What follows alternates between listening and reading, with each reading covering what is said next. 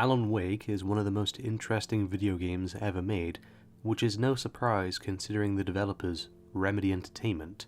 Remedy has always had a wacky nature about them that gives their games so much personality and makes them stand out from pretty much any other game on the market. Despite this, however, Alan Wake didn't have the best time in terms of sales. The game sold less than 1 million copies in its first year of release, and only sold around 1.4 million copies by the end of 2011. The series has done okay since, with over 4.5 million copies being sold, but I can definitely see why Microsoft lost interest with Alan Wake, because despite the quality of the game, it wasn't reflected in the sales. Remedy did begin work on Alan Wake 2 shortly after the release of the first game, but it didn't get past this short demo. This demo was a conceptual idea for what Alan Wake 2 could be, and there were improvements that were made to the gameplay department, and with the story taking place in the Dark Place, there was a lot more creative ideas Remedy could do in terms of storytelling. However, weirdly enough, this didn't lead to Alan Wake 2 being made. This demo for Alan Wake 2 led to Quantum Break being made for some reason. But Remedy weren't quite done with Alan Wake just yet, and still aren't. Alan Wake's American Nightmare was released on the 22nd of February 2012 on Xbox Live Arcade, receiving mostly positive reviews. Despite technically being its own game, Remedy considers it to be more of an expansion to Alan Wake rather than an actual sequel, meaning Max Payne 2 is still the only true sequel Remedy has made. Actually, a lot of ideas from the Alan Wake 2 demo were incorporated into American Nightmare, so in a way, it is kind of Alan Wake 2. After American Nightmare, Remedy, and Sam Lake especially, really wanted to continue Wake's story, but from what it appears, Microsoft just said no and showed no interest in the series, and after Remedy fulfilled their contract with Microsoft and left them in 2016, it felt like Alan would be forever trapped in the Dark Place. But in mid-2019, the publishing rights for Alan Wake reverted back to Remedy, meaning Alan Wake 2 is now possible. In fact, we won't have to wait much longer to see more Alan Wake content, as Remedy have a DLC planned for their 2019 game Control, which ties itself to Alan Wake. Oh yeah, by the way, it should be mentioned that Alan Wake and Control are set in the same universe, or at least have some connection. Control contains multiple documents which references the events in Alan Wake, interviews with Alice Wake, Bright Falls, Thomas Zane, and even a character from Alan Wake appears in an Easter egg which I won't spoil. There is also a new Old Gods of Asgard song, which is cool. Anyway, hopefully we get to see another Alan Wake game continuing Alan Wake's story, but regardless, it has been 7 years since we've had any Alan Wake content. So until some new content for Alan Wake gets made, let's dive into the last time we saw Alan. So American Nightmare starts off somewhere in Arizona, in a motel with Barry Wheeler asleep. The TV then shows an episode of Night Springs, written by Alan Wake. As we later find out, Alan is using the TV show as a way to try and get out of the Dark Place. Should also be mentioned that Alan Wake's American Nightmare takes place 2 years after the events of Alan Wake, so he's been dealing and learning from the Dark Place for all this time. The game uses a lot of live-action cutscenes, which I think work better than the pre-rendered cutscenes for the original game, because the facial animations in the original game weren't that good.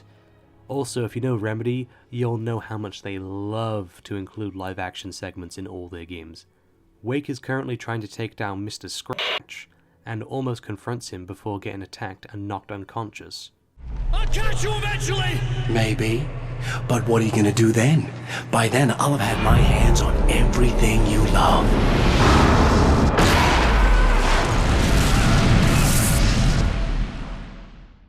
Although it should be mentioned that due to this being more of an expansion, there isn't as much story told.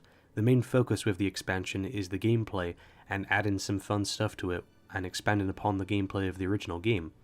Speaking of which, let's get into that before we cover any of the story stuff. So in terms of gameplay, there isn't much different from the original game, which is to be expected, but there are some things that have been added or changed. The first thing is that focusing the flashlight is now required for it to be used against the Taken. In the original game, even if you just pointed the flashlight in the Taken's general direction, it would still attack the darkness inside them. Here though, you have to focus it on them, which I guess makes sense since the game takes place in the Dark Place, thus the Taken would be more powerful. It doesn't really change the gameplay that much, and I wonder why Remedy included this feature, or changed it. Although another thing that has been altered is the recharge time on the flashlight. In the original game, your flashlight battery does recharge over time, but it does it very slowly. Luckily though, you can put in new batteries to get the battery charged to full. I always found it funny how Alan can change the batteries of a flashlight without turning the light off. How the fuck does that work?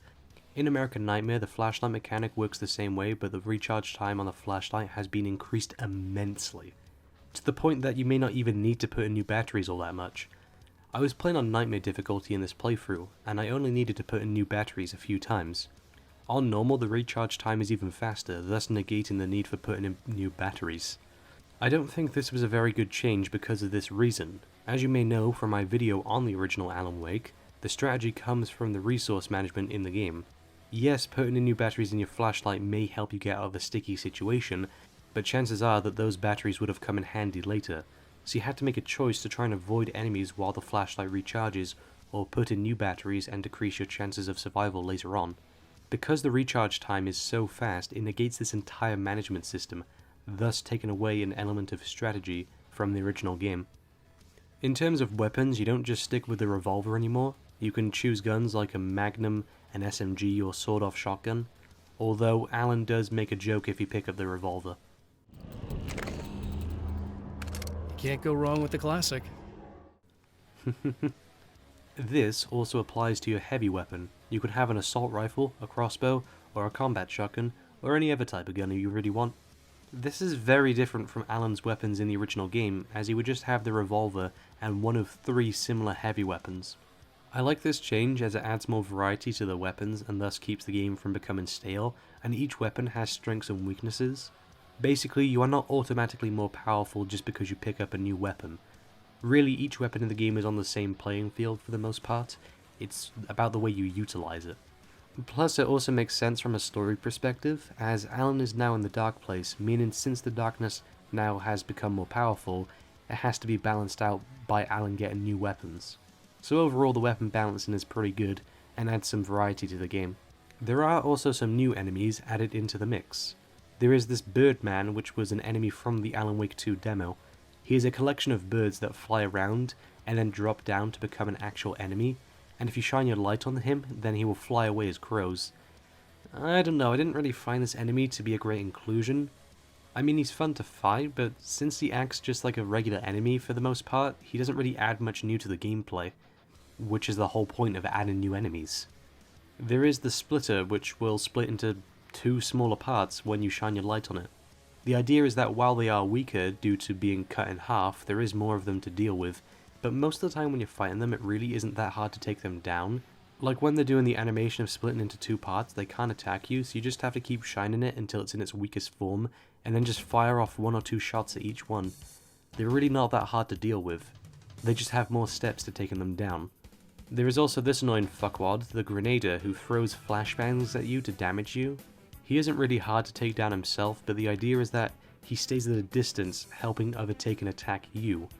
He's actually a fun addition and does add a bit more to the gameplay, as you need to be aware of what's going on in the distance, not just what's right in front of you. Although his inclusion doesn't make any sense because he throws flashbangs at you to damage you, yet your own flashbangs don't damage you at all. So the game is betraying its own rules here. Not to mention, Alan is the champion of light, so why would a light source like flashbangs damage him to begin with? If Alan's own flashbangs damaged him, then this would make sense, but since they don't, it breaks the immersion, which is important in a story-heavy game. Finally, there are the giants, which have a concrete saw and can easily kill you. They have a shit ton of health as well. Using the flare gun against these guys is pretty good for extinguishing the darkness. But they're also really slow, so they are well balanced in that regard. They are fun to fight, but they are just a tougher version of the big guys, so once again, doesn't really add much. Overall, the new enemies are just kinda meh. They aren't terrible, but they barely added anything to the gameplay. In the end, Alan Wake's American Nightmare is mostly the same as the original game, but is a step down in most areas, which is strange since the game has a bigger focus on gameplay this time around. The guns have more variety, but the new enemies don't add much to the game, and the game removes a lot of strategy from the original game by making the flashlight recharge too fast and giving the player a shit ton of ammo and light posts to recharge their health. Alan Wake's American Nightmare is an extremely easy game. It's hard for me to have fun with the game when it isn't testing me at all. When playing video games, I want the game to be as hard as possible but also be fair. Making the game hard gives me a reason to get better at the game and try out new styles with it. And the game needs to be fair in that if I die, it has to be due to my own mistake and not because of some stupid bullshit with the game. In that sense, I never died due to any bullshit, but I never felt as if I was being pushed to my limit like Alan is in the game. Alan Wake's gameplay was very simplistic, but being simplistic is never a bad thing in of itself. The game didn't have a large variety of weapons or enemies, but that was fine, because the strategy came from the resource management of your weapons and equipment, and the flashlight, whereas in American Nightmare the strategy comes from the actual weapons and enemies themselves, in chess-like battles. It's not bad, it's just different, and many people may not like the new style. Like, I didn't go into American Nightmare expecting it to be like the first game because it's supposed to just be an expansion to the first game. I also don't mind if some things are changed around, as I like new experiences, but when the game isn't as fun or challenging because of it, then I have an issue. I had fun with American Nightmare despite its issues, but I feel like if you're a fan of the original game, you'll be disappointed, at least in the gameplay department. In terms of story, there isn't much that happens in American Nightmare. The basic gist is that Mr. Scratch has Alan trapped in a loop, and at the end of the loop he sends Alan back to the beginning. Mr. Scratch has also been operating in the real world for a bit, and has been trying to influence certain events. He also has some TV screens where we get to see some live action footage of Mr. Scratch. The cool part is that Ilka Villi is the face and physical performance for both Alan Wake and Mr. Scratch, and Matthew Peretta provides the voice for both. The dialogue is dubbed over quite well to the point that most players might not even realize it's dubbed. At first, I was just an idea, but they kept telling all those stories about you. You already had that rep, and then you disappeared mysteriously. And then the stories about bad, crazy Alan Wake came true. And here I am. That's the best part, isn't it? When that happens, you can always count on Cauldron Lake. By the way, sorry for the poor quality. I exported the video files from the game files, and this is what the resolution they had, I guess, so fuck me, I got fully. I like these recordings because it really helps flesh out Mr. Scratch and show how evil he is. He isn't a villain with any sort of goal in mind, he doesn't have a sympathetic backstory, and you don't have any empathy for him. He's just batshit insane. Scooter. Ooh, hey! How did that get in there? Holiday snaps. Both actors do a great job portraying the crazy murderer. Mr. Scratch is definitely one of Remedy's best antagonists, and all the dialogue and scenes with him just tells you something about the character, and they're just really fun to watch. This is just for kicks.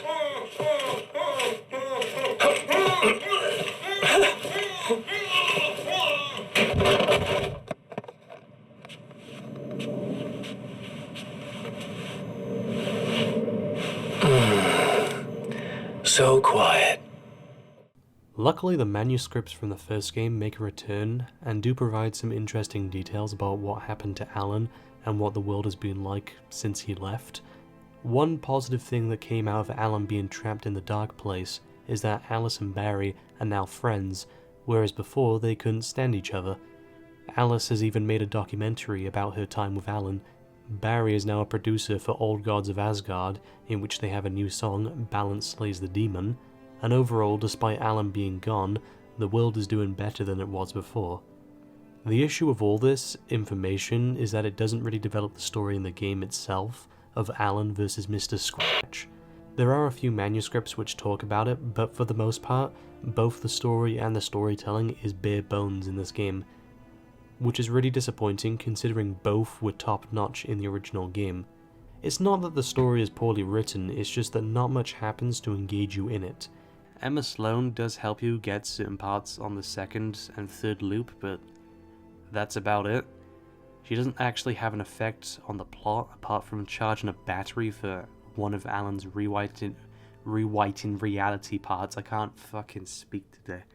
There is also Dr. Meadows, who has the most effect on the plot, as she helps Alan get more of a script to help fight Mr. Scratch. But the voice acting for her is really not good.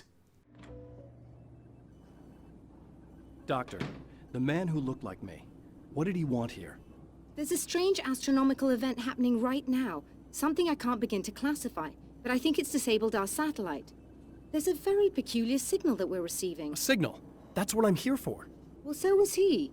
But he didn't seem to understand it at all. He got very angry, sabotaged our imaging array, and now we're blind. Seriously, when I looked on IMDb, I found out this was the actress's only performance. I can see why. It's not really that good. There is also Serena, who is infected with the darkness that you have to extinguish. I'm not really a big fan of the interactions with her. They're just very awkward, which is probably the point, but it's not the enjoyable kind of awkward. Oh, it's you. That's fantastic. Are you okay? Go away. No, I want you. But you'll get angry if you're here. So, you gotta go. You know I'll do what you want. The game is pretty much just Alan needs to get the keys to the observatory, get another piece of a manuscript which he can use against Mr. Scratch, and then go to the movie theater and confront him. This repeats twice in the game, with only a few alterations, and then Alan finally beats Mr. Scratch. Oh, come on, buddy. Why don't you... What? What is this? No! No! Which gives me the perfect opportunity to make an Avengers meme here. You should have gone for the head.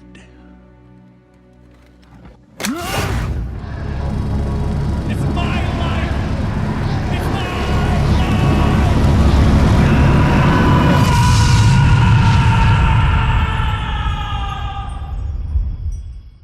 Alan then meets up with Alice, and I do like how Alan's side of the screen is dark while Alice's side of the screen is light, showing the current situation both of them are in, and that this is simply Alan establishing a connection between both worlds, rather than actually escaping the dark place, and then American Nightmare ends.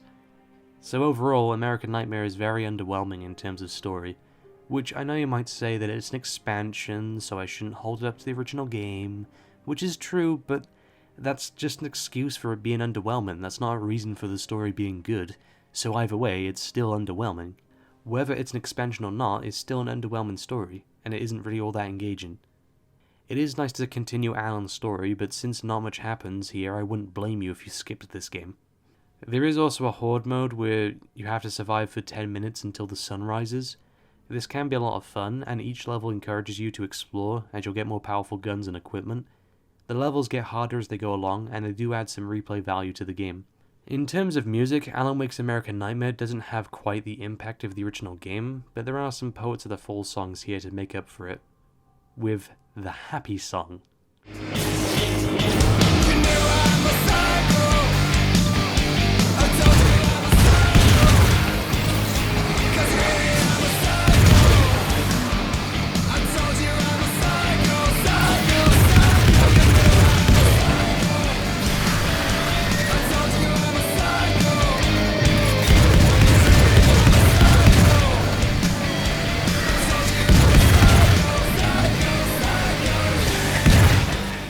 And Balance Slays the Demon by Old Gods of Asgard.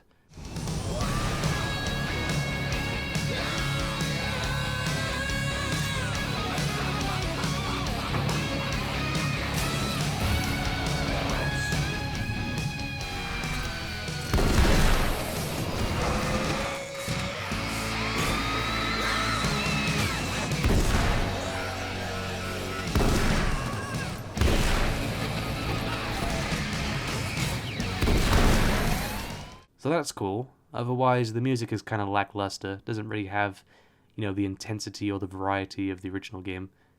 In conclusion, Alan Wake's American Nightmare is an okay expansion. The gameplay is fun, but there are some changes made which ultimately make it a less enjoyable experience than the first game. The story is lackluster, and doesn't give you enough to be invested, and the soundtrack just isn't very engaging. I'd say play it if you're a fan of Alan Wake and want more, but I don't think this game will win you over if you're not already a fan of Alan Wake. In the end, it's never just a lie to me. When balance slays the demon, you find peace. In the end, it's never just the dark you see. When balance slays